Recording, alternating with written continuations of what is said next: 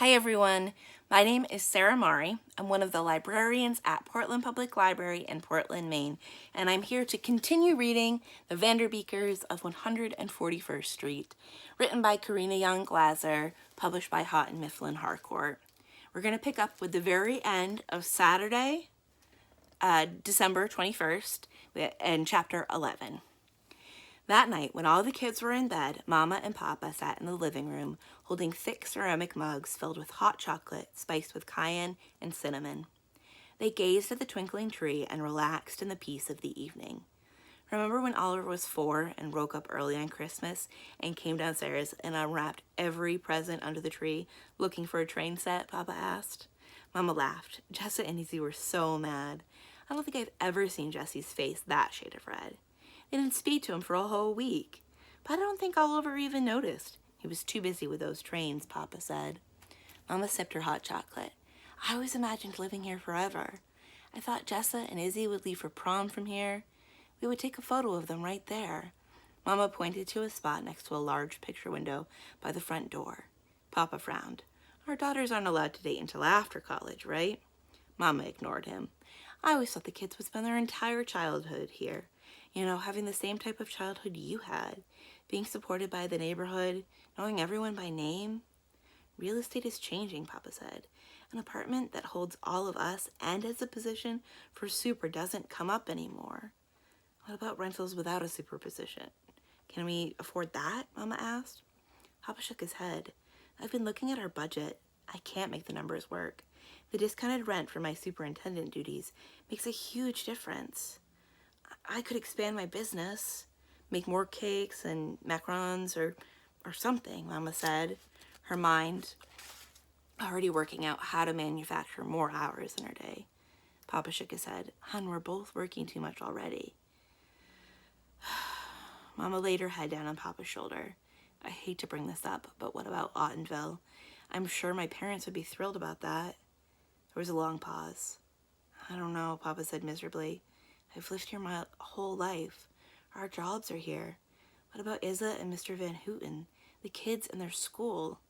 Mr. G and Josie? Papa stared into his mug. It would be really hard to start all over. I know, but it might be our only option. Should we tell the kids what's going on? Mama hesitated before speaking. Let's wait. Let them have a few more days of peace before we break the news. She caught herself. If we have to break the news.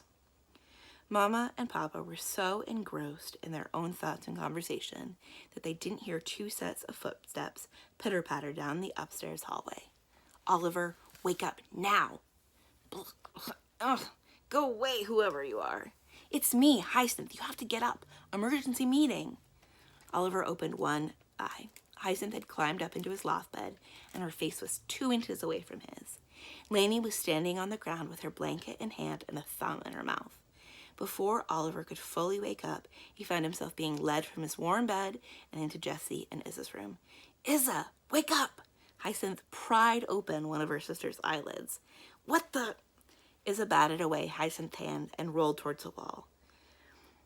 Jessie shot up out of bed. What's going on? Is there a fire? Grab Izza's violin. No fire, but Hyacinth says it's an emergency, Oliver said, collapsing onto the carpet and leaning against Jessie's bed. His eyelids drifted close. This is so important, said Hyacinth, walking to the window and yanking aside the heavy curtain so that a beam of light from the street lamp fell right across Izza's bed. I was taking Lainey to the bathroom and we overheard Mama and Papa talking downstairs. Close the curtains, please, moaned Jessie. Wait a second. Izza rolled back towards her siblings, squinting against the harsh lamplight. Lainey wakes you up in the middle of the night when she has to go to the bathroom? Because of the monsters, Lainey said matter-of-factly. They have big mouths and sharp teeth and gobble me up if I go to the bathroom by myself. Lainey demonstrated this by opening her mouth and chomping down. Note to self, Jessie murmured, put a nightlight in the bathroom.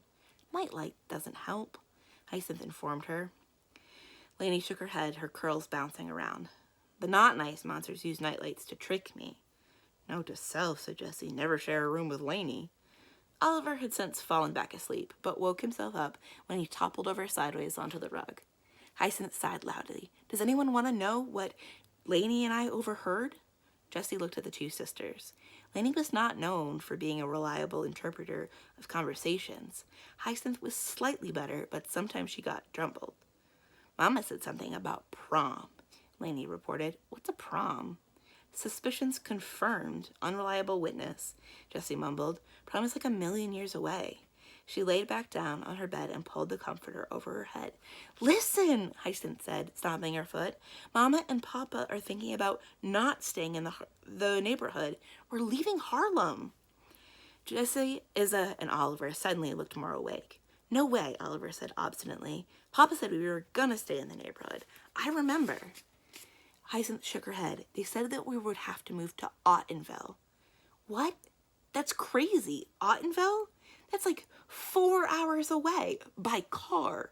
We don't even have a car, Jessie said. Cars are expensive, Lainey notified them.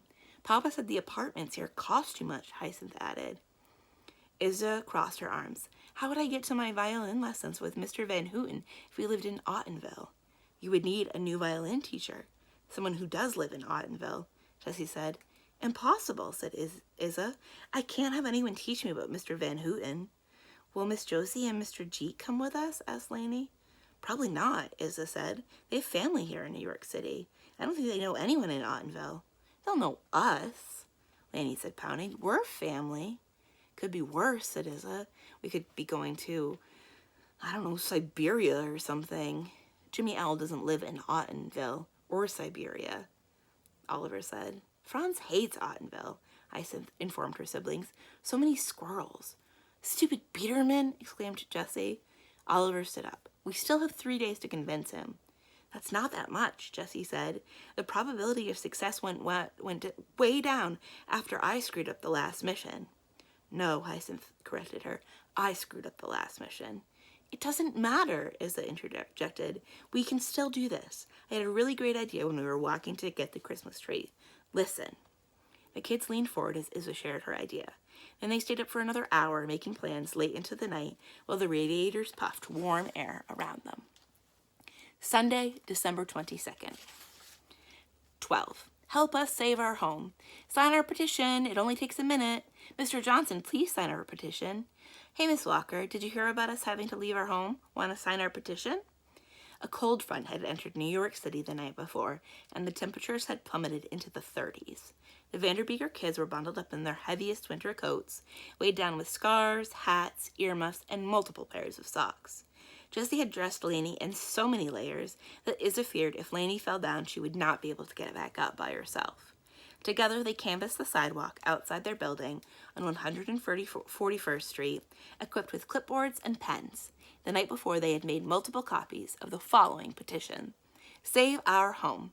Mr. Biederman, the landlord at the Red Brownstone on 141st Street, refuses to renew the lease held by the Vanderbeeker family. Without the Vanderbeeker family, there would be a decline in happiness and quality in life in Harlem. Don't let it happen. We, the undersigned, respectfully ask that Mr. Biederman renew the Vanderbeeker lease indefinitely. You can see their petition. Since the internet was disconnected, Mama and Papa had gone to the library to use the computers to look up apartment listing. They had asked the kids to go to Miss Josie and Mr. Jeet's place because the real estate broker was showing the apartment that morning. It gave the Vanderbeeker kids the perfect opportunity to collect signatures for their petitions while their parents were gone. Mr. G and Miss Josie sat on the brownstone stoop, a fleece blanket spread over their laps, keeping an eye on things. The kids were spaced out along the street, flagging down their neighbors and other pedestrians, explaining their plight. Each had their own unique approach. If you sign this petition, I'll give you a giant hug, Lainey said to anyone who passed by. She was getting the most signatures. Hyacinth was a hit among people walking their dogs. She had baked a fresh batch of peanut butter dog biscuits that morning and was handing them out like Halloween candy. Oliver had called Jimmy L. earlier to round up his group of friends to support the petition. At the moment, Oliver was surrounded by his basketball buddies who signed their own names and made up additional names and addresses to fill up the sheets. I think Don Old Doc is a little too obvious, Oliver said as he looked over Jimmy L's shoulder. Dang, I thought that one was a good one. Jimmy L's voice was muffled by his scarf. He scratched out the fictitious name and wrote Mike L. Jordan instead. Izza was down the corner talking to Mrs. Castleman. "We had no idea you were moving, dear," Mrs. Castleman said, patting Izza's shoulder with a gloved hand. "Benny knew," Izza said, avoiding Mrs. Castleman's eyes as she twisted the pen around the string that attached it to the clipboard. "Jessie told him yesterday." "I wonder why he didn't say anything about it," Mrs. Castleman replied, "but he has seemed grouchy lately." She leaned towards Izza confidentially. "You know how teenagers get. I'll tell him to come by. You always make him feel better." Izza reached out and grabbed Mrs. Castleman's arm. No, it's okay. I'll stop by the bakery soon." Izza's strange visit with Benny the previous day was still bothering her. She handed Mrs. Castleman the clipboard. "Do you want to sign our petition? We're trying to convince the Biederman to let us stay." Mrs. Castleman abruptly dropped the clipboard and it clattered to the street. Izza bent down to pick it up, and when she rose, she saw that Mrs. Castleman's face had turned pale. "Mrs. Castleman? Is everything okay?" Yes, sorry. I forgot Mr. Biederman was your landlord," Mrs. Castleman said, her hands trembling. "You know the Biederman? I mean, Mr. Biederman?" "No. Yes. Not well. Mrs. Castleman pivoted to walk away from Izza. "Mrs. Castleman?" Izza called out, but Mrs. Castleman waved her arm as if she were shooing away a bad dream. Izza watched her disappear and then crossed the street to join Jessie. "Hey, Mr. Valoose," Jessie called out. "Sign our petition. Hey, you, guy in a black hat. I know you see me. What's your name? Freddie?" When Jessie paused to blow into her hands and rub them together, Izza leaned into her sister. "I just saw Mrs. Castleman, and I think she knows the Biederman," Izza whispered. "You know, she acted really weird yesterday when I mentioned his name," Jessie said. Before Jessie and Izza could talk more, a new batch of neighbors came out, and the twins got busy getting more signatures. When the Vanderbeekers kids had been out for about an hour, they convened back at the brownstone. Miss Josie and Mr. Jeet looked relieved to go inside. "My bones are chilled," Miss Josie said as she led the way to the front door. "Come on, Lainey, dear, let's go inside and warm up with a little visit from Paganini." Lainey put on her panda jacket, collected Paganini, and grabbed the small Christmas tree before heading to the second floor. Pausing before Miss Josie and Mr. Jeet's door, she looked up at the third floor. It was very dark and very creepy up there. Lainey set Paganini's carrier on the doormat and then carried the little tree upstairs. The stairs felt unsteady, as if they were going to collapse. Was the brownstone trying to keep her from going upstairs? Lainey held the tree tighter and went up 3 more stairs. She knew that the Bieselman needed a Christmas tree more than anyone. She got up to the 3rd floor, set the tree right down in front of his doorstep, and then hurried back down to the 2nd floor and knocked on the door. It opened immediately. "My dear Panda Lainey," said Miss Josie, after glancing at her little friend wrapped up in her panda attire. Panda Lainey stepped inside and said hi to Mr. Jeet, while Miss Josie busied herself, chopping carrots, pouring glasses of milk, and setting out a plate of raspberry jam cookies. Panda Lainey unzipped Paganini's bag, and the little rabbit hopped out with a flourish, gazing around for something edible, nose twitching rhythmically. Finding nothing, he made his way over to the bookcase and attempted to dig a hole through the carpet. Mr. Jeet held a piece of carrot in his hand. "Paganini, come," he commanded. Paganini, hearing the voice of the man who gave him delicious carrots, hopped over and was rewarded by a treat and a gentle ear rub. Panda Lainey took turns giving the command. Paganini responded regardless of where Lainey was in the apartment. For his final test, Panda Lainey went to Miss Josie and Mr. Jeet's bedroom and then called, "Come!"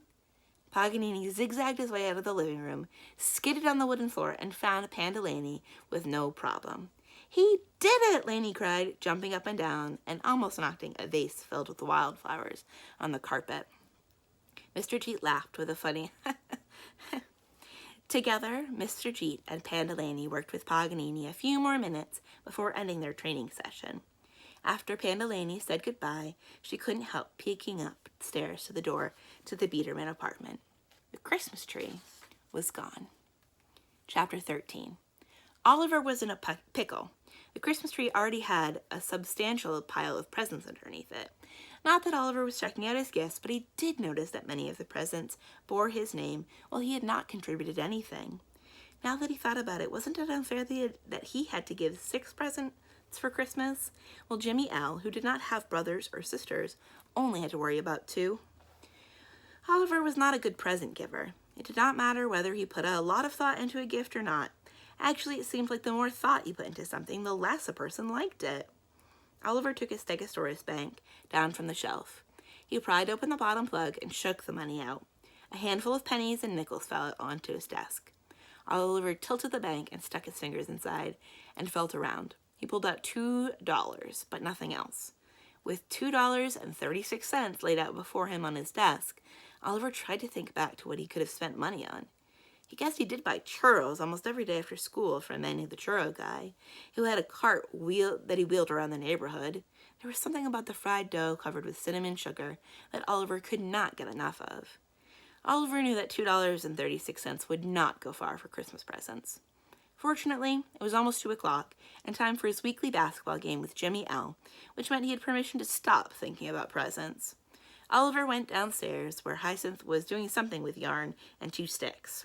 When Hyacinth saw her brother approaching, she quickly jammed the whole thing under Franz's tail. Oliver scowled. Was she making another Christmas present? On the other side of the room, Mama was baking. She pushed a piece of hair out of her face and whitening the strand of hair with flour. Oliver, can you help me for a second? I've got to finish these cookies so I can pack up my baking supplies tomorrow. Can you grab me another bag of flour? Oliver opened the pantry door and dragged the 20-pound bag of flour over to Mama. I'm going to the basketball courts, Oliver reminded her before she could rope him into helping more. Look both ways before you cross the street, okay? And be back in an hour. Yeah. Oliver, his mom warned, 1 hour. You could get me a phone, Oliver suggested, grabbing a handful of chocolate chips from the bag on the counter. Then you wouldn't worry so much. I never worry, Mama said, and absolutely no phone. I survived without a cell phone until after college. That's because cell phones weren't invented back then, Oliver said, then ducked and ran to the front door when Mama aimed a piece of cookie dough at him. Oh, Oliver, Mama called. I'm gonna need some help later, so don't be late. Oliver made a face as he shrugged on his puffy blue jacket and laced up his gym sneakers, shoes his sisters had described as disgusting and foul. He exited the brownstone and went down the block to the park. At the end of the block, the Baptist choir was rehearsing Christmas carols, their rich voices spilling out into the neighborhood from the open church door. Across the street from the Baptist church was a park with 2 basketball courts, a playground, and a grassy path lined with benches. In the summer, the older people of the neighborhood liked to sit on the benches and scold the teenagers who cruised by on dirt bikes. The shaved ice guy would stroll through, pushing his cart and ringing his bell right next to the mango lady, who sold peeled mangoes on a stick. The mango flesh was brilliant orange in color, and when Oliver bit into it, the sticky juice would drip down the mango and onto his clothes.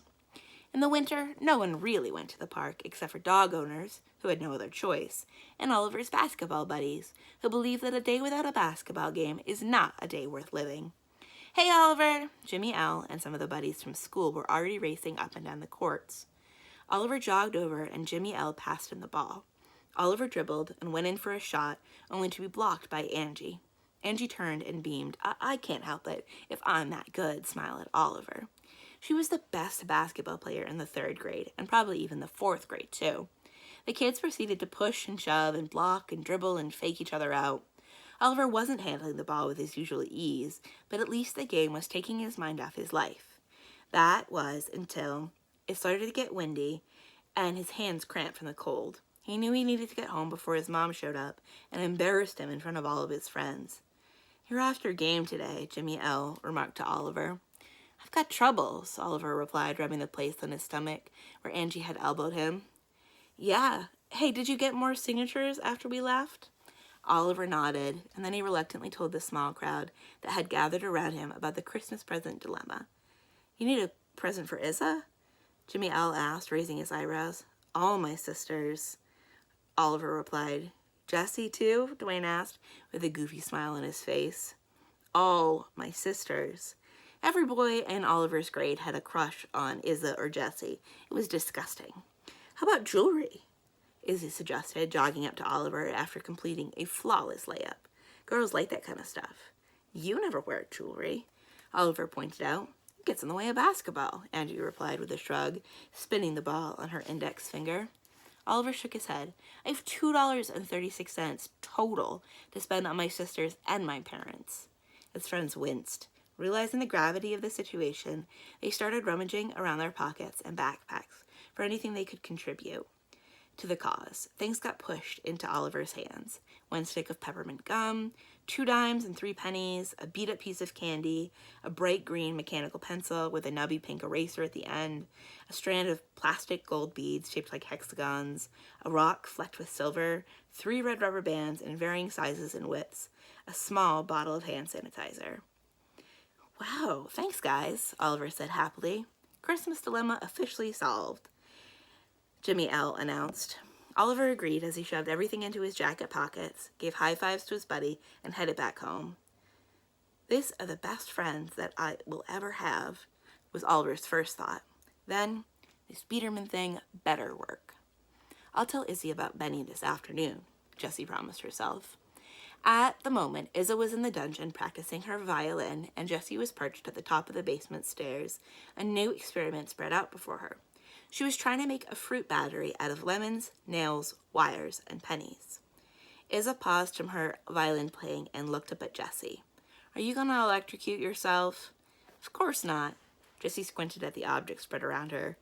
"Maybe," she shrugged, unconcerned. "Why don't you work on that down here?" Jessie fiddled with her wire. "You know the probability of getting me down there is 0.01%, right?"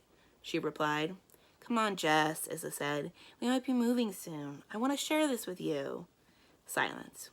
"Please, Jess, don't you love me?" she wheedled. Jessie sighed and stood up. "Fine, but only because you identified my greatest weakness." Jessie inched down the stairs, glancing around as if waiting for something with venomous tentacles to drop on her head and inject poison into her bloodstream. When she got to the bottom, however, her fears vanished. "Izza, wow," she breathed. "This is magical." "I knew you would like it," Izza gloated. Izza's eyes followed Jessie as she walked slowly around the basement, running her fingers through thick, nubbly carpets hung on the wall and gently touching the delicate silver stars strung above. Well, Jessie took it all in. Izza began playing a tender Beethoven concerto, her violin ringing through the basement. Jessie felt the music go straight through her heart. Never had Jessie heard Izza's violin sound better, and she knew it was from the homemade acoustical treatment her sister had created in the basement over the year. Everything about the space breathed life and happiness and beauty. When Izza's piece ended, she lifted her bow off the strings, and Jessie watched her twin drift back down to earth. "Sounds pretty great down here, right?" Izza said, grinning at Jessie. "It's mind-blowing," Jessie admitted. Izza started wiping down her violin with a soft cloth she kept in her case. The violin actually belonged to Mr. Van Houghton. It was a 3/4 size instrument that had been in his family for generations. With no one using it, he was lending it to Izza until she went up to the new size. At first, she hadn't even wanted to touch it. The new wood was hundreds of years old. But when she tried it, the sound was so pure and lovely that she couldn't bear to let it go. "It took me 6 years to get down here," Jessie said. "I'm sorry, Izza." Izza tilted her head. "You don't have to be sorry. I'm glad you're here now. You put so much work into making this place beautiful. I didn't even help you. And now it's so perfect. And your violin sounds so lovely." "Hey," Izza said, "you're always around when I need you. You've always stood up for me when it mattered. Remember Jefferson Jameson?" Jessie remembered Jefferson Jameson all right. Last spring, Izza had a solo violin part in the school concert. Jessie had been heading backstage to wish good luck before she performed when she overheard Jefferson Jameson talking to someone. Jefferson was one of the cool 8th graders who never took off his Leatherman jacket and always had a crowd of girls following him around. "These concerts are so boring," Jefferson had said to the girl with long wispy hair and tiny ears. "I wish they would cut the snooze music, especially that violin player. What's her name, Izzy?" Jessie had been shocked. Snooze music indeed. Dvorak's Humoresque was one of the most beautiful pieces ever written. How dare he insult her sister? Jessie peeked around the curtain to see Izza looking stunned and uncertain. Jessie felt the telltale signs of her temper rising as hot blood rushed through her body. Jefferson and the girl were laughing when Jessie marched straight up to him and punched him in the arm. Hard. Jefferson stumbled back. "What the? You want to repeat that, jerk face?" Jessie had said, jabbing her index finger into the middle of the big A on Jefferson's Letterman jacket. Jefferson was too dumbfounded to say anything to this tiny sixth grader with big black glasses and crazy hair getting into his face. "You were talking about my sister," Jessie had said between gritted teeth, "who just happens to be the most brilliant sixth grade violinist in the whole entire world. Maybe you smashed your head too many times in the football field, but even someone who's never heard quality music would know that Dvorak's Humoresque is a work of genius. I suggest you stop strutting around in that dumb-looking jacket and get some culture." Jessie had spun back around, her backpack full of thick science books, smacking Jefferson in the ribs, and walked away. "And another thing," Jessie had said over her shoulder to a slumping Jefferson, "after my sister plays, I better see you applaud. I'm watching you." Isa had been called to the stage at that very moment. When she stepped into the spotlight, she looked confident and radiant. Then Isa lifted her violin and played Humoresque like she had never played it before. It was an unforgettable moment. Jessie shook off the memory and looked at Isa, who was now sitting on the carpet next to her. "I never asked you how you felt after playing that concert," Jessie said. "It was amazing. This is going to sound crazy, but I felt your strength flow through me when I was playing. See, Jessie, you make me strong. Sometimes I think you know every thought that goes through my head." Jessie didn't respond. She wanted to believe that she was a good sister, but she couldn't shake the guilt about Benny. "Isa, I have to... Do you think the brownstone loves us?" Isa interrupted, so caught up in her own thoughts that she didn't even hear her sister. "I do," she continued, wiping a tear from her eye. Jessie swallowed. Obviously, this was the wrong time to bring up Benny. Isa leaned back so she was lying in the middle of the carpet. "Here, let me show you something. Let me lie down." Jessie dropped down next to Isa, so they were head to foot. "Listen," said Isa. "What am I?" "Shh. Just listen." Isa watched the stars glitter above her. She heard the pipes of the brownstone clinking lightly as they carried water inside and outside their home. Next to her, Isa breathed in and out in a steady rhythm. After a few minutes, Jessie almost felt as if she could hear the brownstone's heartbeat. And she just knew that if she could save Isa's basement, then the Benny thing would be okay too. That's where we're going to end today. We'll pick up tomorrow with we'll pick up next week with chapter 14. We've been reading The Vanderbeekers of 141st Street by Karina Yan Glaser, published by Houghton, Mifflin, Harcourt. My name is Sarah Mari. I'm one of the librarians at Portland Public Library in Portland, Maine. Thank you for listening. I'm going to go before this thunderstorm gets any worse, and I hope to see you again soon. Bye.